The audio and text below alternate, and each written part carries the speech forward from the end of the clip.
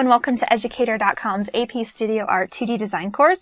Today we're going to be looking at another breadth project. It's called Passageways. Let's jump in.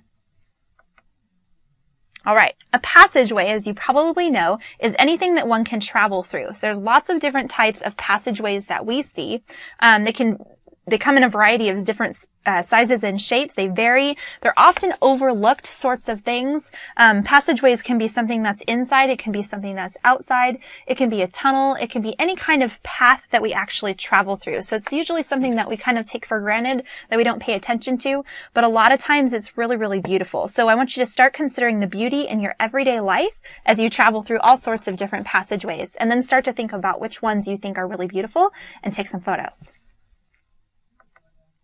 So, passageways, there's some perspective that you need to know about as you start to pay attention to some passageways. The first thing, and a lot of drawing and painting teachers will probably teach you about 1 and 2 point perspective. So in photography, nothing changes with perspective. So we want to kind of look at what 1 point and what 2 point perspective is so that you can have that knowledge as you start to take photos. So the first one is 1 point perspective. And basically it's any time there's only 1 point that we're traveling to. So in each of these different images, you can see that there's just one direction that we're traveling to as we look through the passage. So all of these different images, really beautiful images, these are all professional pieces, but we're all traveling to this one center point.